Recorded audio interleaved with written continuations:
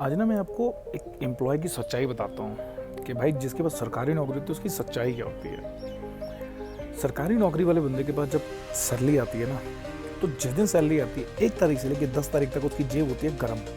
मतलब भाई पैसे ठीक ठाक होते हैं, 10 तारीख तक तो सैलरी का ऑफकोर्स थोड़ा जोश रहता है। 10 तारीख से लेकर 20 तारीख तक उसकी जेब होती है नरम। मतलब थोड़े पैसे कम हो जाते हैं, खर्चे वर्चे हो जाते हैं, ईएमआई निकल जाती है आधे महीने से ऊपर। मतलब जब महीना आधा कट जाता है तो ऑल्सो पैसे कम हो जाते हैं। और 20 से लेके 30 तारीख तक, मैं 90% एम्प्लॉयज़ की बात कर रहा हूँ, 20 से लेके 30 तारीख तक उसकी जेब होती है बेशरम। यानी कि 25 तारीख के बाद तो उसको ऐसा लगता है कि यार अगर सैलरी 30 की बजाय 2 तारीख को आई या 1 तारीख की बजाय 4 तारीख को आई ना तो जलूस निकल जाएगा। तो भैया ये एक एम्प्लॉय की हालत होती है। लेकिन घबराइएगा मत, आज मैं आपके लिए लाया हूँ 4 ऐसे एसेट्स, जब आपकी सैलरी नहीं भी आए या 4 दिन लेट आए तो आपको कोई फ़र्क नहीं पड़ेगा। तो बने रहिएगा वीडियो के अंत तक। नमस्कार दोस्तों, मैं हूं इंद्री सिंह। आज हम बात करेंगे ऐसे 4 फाइनेंशियल एसेट्स की जो आपको सैलरी की तरह ही बिना काम किए इनकम देते हैं। ऑफ कोर्स पैसिव इनकम की तरह ही काम करते हैं, लेकिन उसके लिए आपको एक्टिव इनकम फोकस करना पड़ता है पहले। तो चलिए शुरू करते हैं बिना किसी देरी के। बने रहिएगा वीडियो के अंत तक। उससे पहले मैं आपको एक चीज़ बता देता हूँ कि हम किसी भी चीज़ को समझने के लिए एक स्टोरी टेलिंग का सहारा लेते हैं। तो मैं यहाँ पे राम और श्याम की बात नहीं करूँगा, मैं मिस्टर ए और मिस्टर बी की बात करूँगा। 2 दोस्त थे, मिस्टर ए और मिस्टर बी। दोनों की एक साथ ही जॉब लगती है और दोनों की 25,000 रुपये से स्टार्टिंग होती है। तो दोनों की 25,000 रुपये से स्टार्टिंग होती है। लेकिन क्या होता है, वो चला जाता है किसी अलग कंपनी में, वो चला जाता है किसी अलग कंपनी में। मतलब एक ही कंपनी होती है, मतलब वो किसी दूसरी जगह शिफ्ट हो जाता है और वो किसी दूसरी जगह शिफ्ट हो जाता है। कुल मिला के 8-10 साल तक दोनों की मुलाकात नहीं होती है। लेकिन 8 से 10 साल बाद जब दोनों की मुलाकात होती है तो जो मिस्टर ए होता है ना, मिस्टर ए मिस्टर बी का मैनेजर बन जाता है। आप बोलेंगे ये कैसे हो गया, मैं बताता हूँ, बने रहिएगा।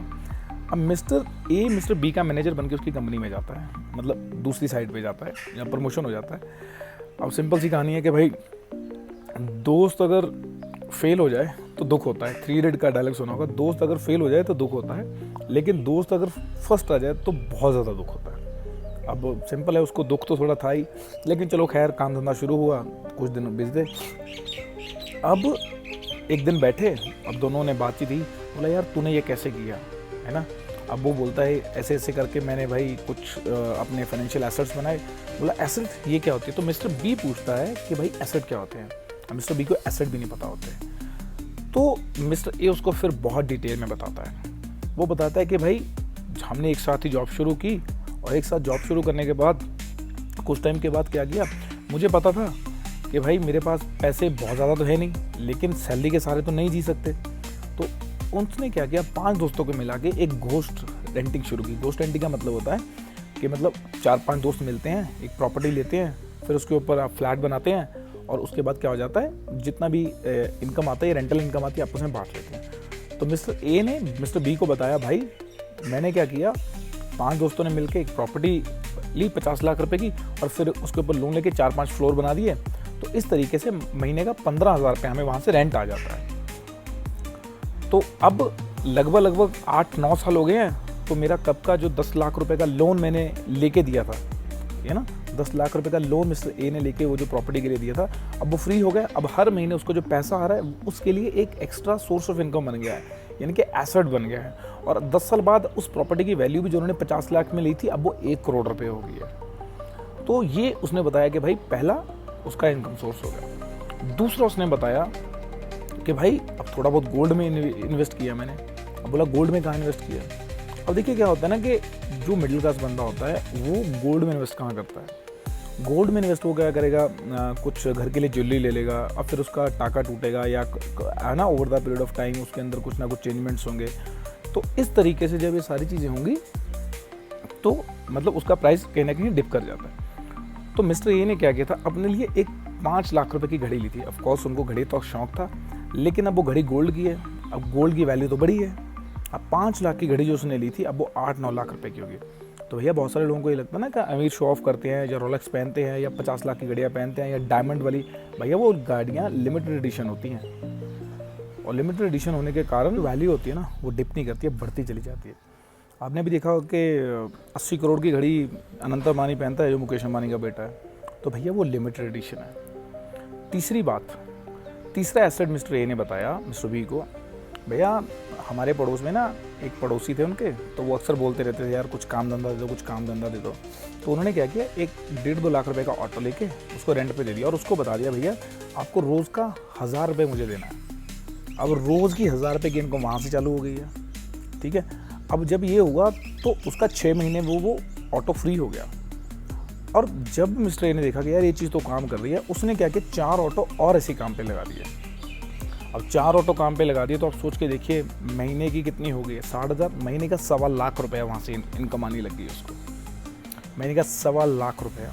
अब उसकी सैलरी कितनी है, अभी 50,000 ये सैलरी उसकी, हालांकि सैलरी उसकी 10 साल में डबल ही हुई है, लेकिन उसने ऐसे लोगों की संगत की जिससे उसको कुछ सीखने को मिला, उसने फौजी फाइनेंस को फॉलो किया। चौथी उसने बताया एजुकेशन।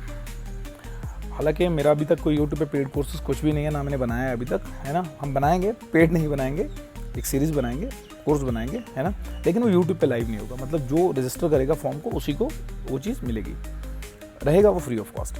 तो उसने बताया कि चौथी चीज़ उसने इन्वेस्ट की है सबसे ज़रूरी एजुकेशन पे। उसने कहीं से कोई कोर्स बाय कर लिया, कोई बुक खरीद ली, कोई ई बुक खरीद ली, कहीं कोई वेबिनार ज्वाइन कर लिया।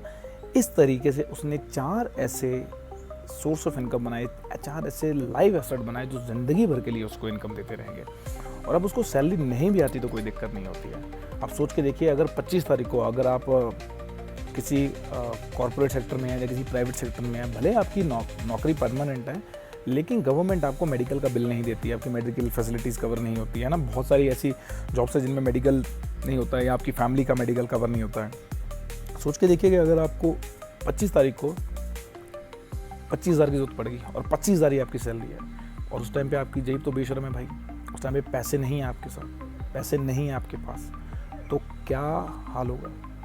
और उस टाइम पे होता यह है कि आप किसी से भी पैसे मांगेंगे ना, तो आप सिंपल है, आप मांगेंगे किससे, अपने जानकार वालों से। अब जो 25 तारीख को जो आपके साथ वाले उनकी भी सेम ही हालत होती है। तो इसलिए ये कुछ एक चीज़ें हैं जो आपको करनी चाहिए। इन्वेस्टिंग स्टार्ट करनी चाहिए, घोस्ट रेंटिंग स्टार्ट करनी चाहिए, आप ऑटो दे सकते हो, आप कुछ गोल्ड थोड़ा बहुत इन्वेस्ट कर सकते हो, खरीद सकते हो, आप कुछ अपनी एजुकेशन पे खर्चा कर सकते हो, जिससे आपकी इनकम और आपका जो मेंटल एम्पावरमेंट है दोनों में ग्रोथ होती है, फाइनेंशियली और मेंटली भी और फिजिकली भी, ऑल ऑफ अस। तो आपको बैलेंस बना के रखना है। बैलेंस सिर्फ नौकरी में मत बनाते रहिएगा कि यार यही सब कुछ है, आपको दूसरी चीज़ों पे भी फोकस करना है। Because over the period of time and end of the time आपको रिटायर तो होना ही होना है, और मैक्सिमम लोगों की रिटायरमेंट पूरी होती है। मैक्सिमम लोग रिटायरमेंट पे रिग्रेट करते हैं, उनको पछतावा होता है कि उन्होंने ज़िंदगी में जो काम करना चाहते थे वो नहीं किया, जितने पैसे उनके पास होने चाहिए थे आज वो नहीं है। हाँ, मैं आपको एक फ्रेमवर्क बता देता हूँ।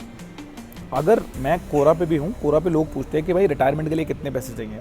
अगर आपके घर का खर्च 1 साल का 100 रुपये है, तो आप उसको 25 से मल्टीप्लाई कीजिए, तो सिंपल है 2500 रुपये आ जाएगा।